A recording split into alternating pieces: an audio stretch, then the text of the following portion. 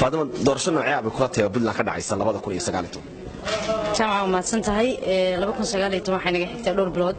waxay ila tahay inay iska cadahay doorashada ka dhici karta Puntland waa qabaa'ilkii waa 66 xubnood oo awal horay dadkan maaragtay qolka ugu xirnaayeen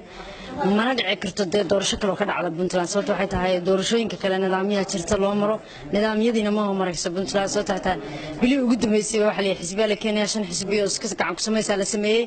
wali xataa sharciyadii ma marinin waana wixii dawladda hore aan kula dagaalanay in last minute ay keento xisbiyo iyo ururada waliba taasabay dawladda hore aan ogahayba inay ka fiicneed batan hadaaya sababtoo waxay tahay sanduuqyo sameysay sharciyo sameysay guddiga sameysay macna sameynay tii in laga taan qaado oo maartay guud ahaan la sii maray ahayd tani waxa way wixii horena way sii dumisay wax cusubna ma wado 66 xubnoodna ilaa qiyaamaha u malaynayaan Puntland si daba soconto in walba wuxuu tartan ku soo koray waxaan keenaynaa xisbiyo waxaan sameynaynaa buurahan talaabeena buurahan dahab ka dhigaynaa intaan haysanay naga dumiyaan marka hadda diyaar ma aha Puntland oo ma noqon karto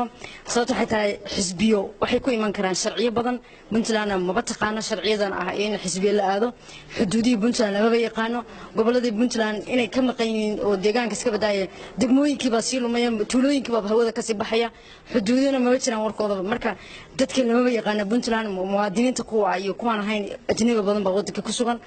sharciyadii kaarar kale ma haysto wacyigelin kama jirto xataa hal maalin wacyigelin oo cad oo dadka bulshada inta la soo saaray Puntland lama sameeynin marka waxaan leeyahay dawladdan already waa bay ku fashilantay inay xitaa wax u eg keento doorasho xisbi ah ama doorasho xitaa u dhow oo mid dadbana marka waxaan leeyahay tiim baa lagu noqonayaa waana cadda isleeyahay ma baa weyd ku baa lagu noqonayaa madaxweynaha soo socdana tiim baa lagu dooranayaa tan xigtana waa ogaan doonaa jaamac maanta maalin taariikhi ah waxaad arkaysaa saasiisa noogu wareegteen last minute-ka bayna keeni doontaa xisbiyo orod marka waxaan leeyahay tusaale waxaan ugu filan xisbiyo lagu orordo beenbeena dawladda Cabdiraxmaan Faroole kula dagaalanay tan ka yeeli mayno haday tabtiyo kale isku daydo inay orordo dadkii shalay Cabdiraxmaan diiday baa maantana muwaadiniinta reer Puntland ay yeelayeen 6 bilood oo orordo waliba Cabdiraxmaan Faroole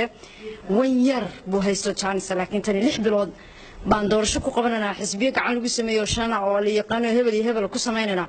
guddiga doorashada ma shaqeynba one day oo la yaqaan oo cad oo Puntland ma shaqeynta cad marxaati marka waxa la yahay khayr Allah idin siiyo idinkoon nabada